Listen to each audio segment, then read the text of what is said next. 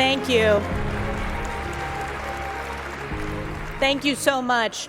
First, thank you to ADL for your tremendous leadership on combating anti-Semitism. And a special thanks to Jonathan Greenblatt for the invitation to speak today and for your work with Congress on this critical issue.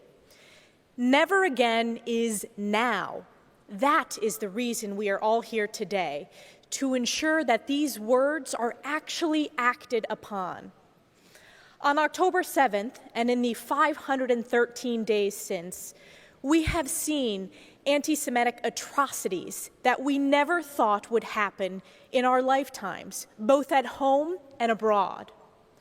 The worst massacre of Jews since the Holocaust, and the open celebration of those heinous acts of terrorism in our streets and on our college campuses.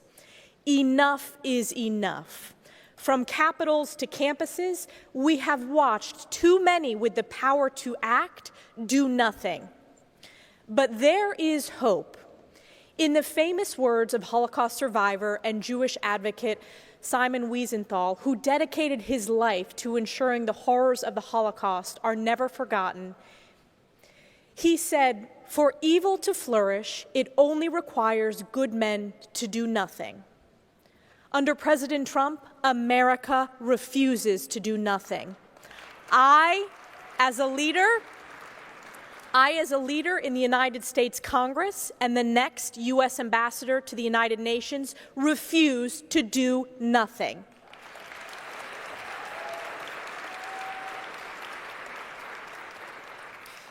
You see, for me, Israel and the Jewish people hold a very special place in my heart, which has fueled my deep dedication and my deep-held commitment to ensuring the evils of anti-Semitism are extinguished. As a young girl from upstate New York, I grew up with many Jewish friends. I attended many bar and bat mitzvahs. I've joined many families over the years for Shabbat dinners. As a Harvard student, I went with college friends to events at Harvard Hillel and have celebrated Britot for friends' sons and signed the ketubah at a friend's wedding. Throughout my life, the importance of the State of Israel was clear. A shining beacon of freedom and civilization in the Middle East, and intrinsically entwined with the success of America. And I've had the privilege to visit Israel many times throughout my life, both before and during my time in Congress. And each and every time, I have been truly moved by Israel and her spirit. And today, it is more important than ever that the United States of America shows moral leadership and stands with Israel and the Jewish people.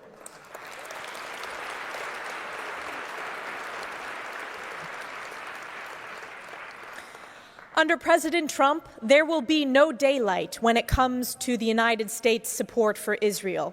There is a reason that Prime Minister Netanyahu calls him, quote, the best friend that Israel has ever had. We know here today the horrors of October 7th changed everything. It made crystal clear that this fight is not just Israel's fight alone, but the West's fight, a fight against the evil of Hamas, a war between good and evil, civilization and barbarity. We will not and must not rest until every single hostage is returned home and Hamas terrorists are eradicated from the face of the earth.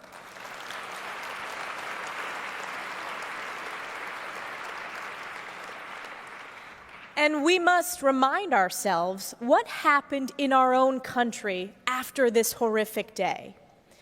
In the aftermath of the bloodiest day for the Jewish people since the Holocaust and the days since, we saw our, quote, most elite universities utterly fail their Jewish students.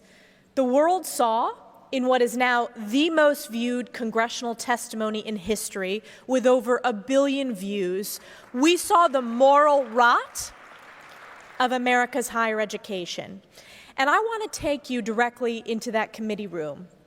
After seeing the skyrocketing rise in anti-Semitism, including at my own college, alma mater, I encouraged the Education and Workforce Committee Chairwoman, Virginia Fox, that we needed to hold a hearing with university presidents of MIT, Penn, and Harvard to hold them accountable. As the first member of my immediate family to have the opportunity to graduate from college, it was a real privilege for me to have the opportunity to attend Harvard. And it has never been perfect, but when I attended, I could have never imagined what the campus would turn into or tolerate nearly 20 years later. So we held the hearing with the university presidents to demand answers and accountability. But instead, we were met with weak and morally bankrupt university leaders who evaded our questions and refused to answer direct questions with direct answers. And that question, it was only in the final moments that the clip that went viral happened. The media and the majority of the attendees had largely left the hearing when I decided to ask an incredibly simple question. And it was not a political question. It was a moral one. And it was actually not one of my prepared questions, but one that I had written down in pencil probably 5 minutes before because I thought it would force them to answer correctly. And that simple moral question was this: does calling for the genocide of Jews violate your university's code of conduct? And one after the other said, quote, "It depends on the context." And the world heard. At the time, I had no idea the earthquake that questioning would set off in American higher education. It was truly the question and horrific answer heard around the world. And the reality is that everyday Americans, like my wonderful constituents, they know without hesitation that the answer to that question is an easy one. It is yes, and it certainly does not depend on the context.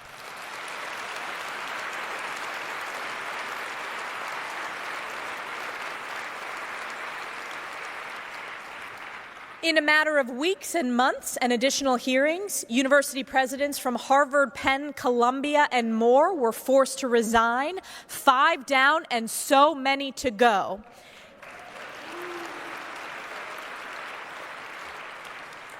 And now here we are today. Just look at the actions of Barnard College so-called leadership last week. On the same day that the world was mourning the murders of the Bebas babies by Hamas terrorists, pro-Hamas terrorist sympathizers took over Barnard College campus building, spewing anti-Semitic and anti-Israel hate, assaulting a staff member, and sending him to the hospital. Meanwhile, Barnard's so-called leadership held off on calling in the law enforcement stationed outside, instead offering up a meeting with the college president to negotiate. This is not leadership. As Jewish students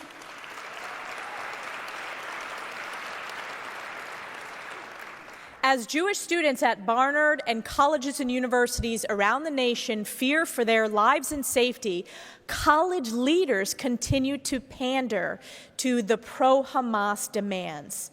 To the Jewish students listening and here today, do not relent or give in. America and the force of the Trump administration are behind you, and we will not stop fighting.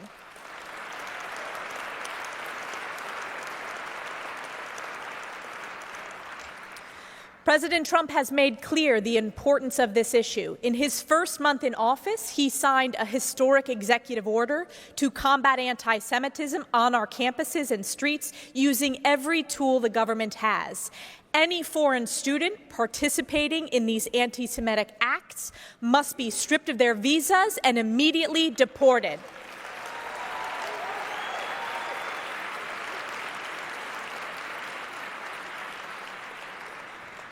President Trump's administration has also already initiated civil rights investigations of these hotbeds of campus anti-Semitism, including at Columbia and Northwestern. And I know the incoming Secretary of Education, Linda McMahon, Attorney General Pam Bondi, and their teams, including Leo Terrell, will hold these universities accountable for their failures. And the ADL's work helping expose the rot on higher ed campuses has been invaluable to these efforts.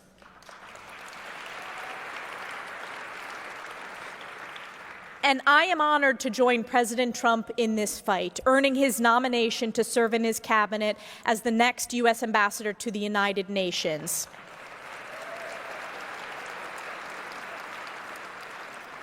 We know the United Nations is indeed a deep den of anti-Semitism, infected with the same rampant anti-Israel and anti-American hate and moral rot that has polluted America's higher education system. Especially since the barbaric Hamas attacks of October 7th, the UN has continuously betrayed Israel, betraying America in the process, acting instead as an apologist for Iran and Iran's terrorist proxies.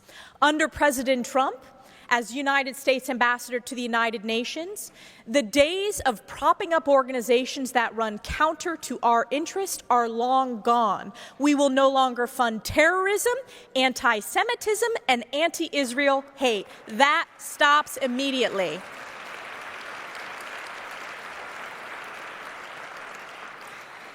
And I am so proud that President Trump has the strongest record of any American president when it comes to standing with Israel. From moving the U.S. Embassy to its rightful place, Israel's eternal capital of Jerusalem, to negotiating the historic Abraham Accords, the greatest stride towards peace normalization in more than a quarter century, to aligning U.S. Central Command with Israel, a change that fostered daily communications with the IDF, joint exercises, and crucial coordination with British and Arab partners that helped defend against the unprecedented Iranian attacks against Israel last year. And I believe it's quite obvious to the world that if President Trump had remained in office, October 7th would never have happened. He has brought his pro-Israel policies to the White House, and in just a month, the world has watched as President Trump reasserts America First, peace through strength foreign policy. Only 12 hours after his re-election, Hamas terrorists called for an immediate end to the war, a direct result of President Trump's restoration of American strength to the world stage. Innocent hostages taken by Hamas terrorists have been returned home, as President Trump promised, all hell if they were not brought back. And we will continue to work until every hostage comes back home and is returned home.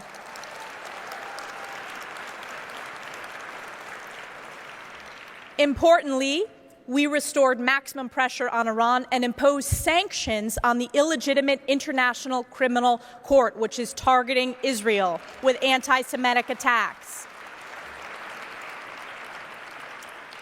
And at the United Nations, we took the decisive action to defund UNRWA, the pro-Hamas terrorist front group who committed atrocities on October 7th.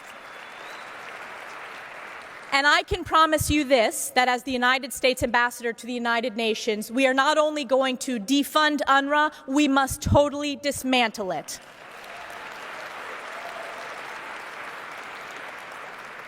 And as we approach the 50th anniversary of Ambassador Moynihan's historic opposition to the United Nations' disgraceful Zionism is Racism resolution, the time has come to bring about needed change. We must redirect the course of history away from the anti-Semitism and the anti-Israel bias that Ambassador Moynihan described as, quote, a great evil that has been loosed upon the world. Let me be clear. Everyday Americans understand the need to support Israel's fight, and that the same pro-Hamas terrorist sympathizers who chant death to Israel also chant death to America. These terrorists want to topple Israel, topple the U.S., and we must never yield. Never again is right now.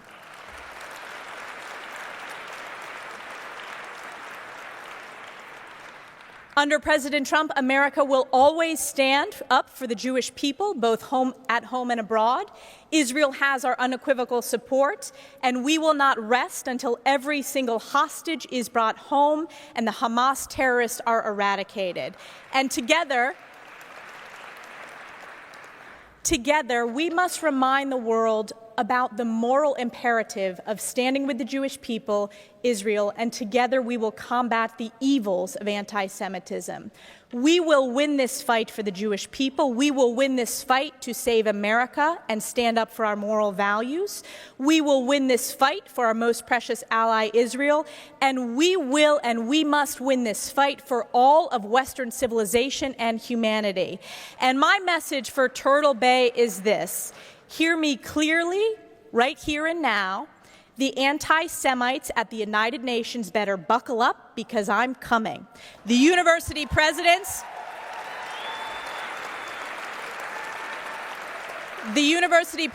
were just a warm-up, and believe me, anyone who knows me knows that I'm just getting started. God bless you. Thank you so much to the ADL. God bless Israel, and God bless the United States of America. Thank you very much.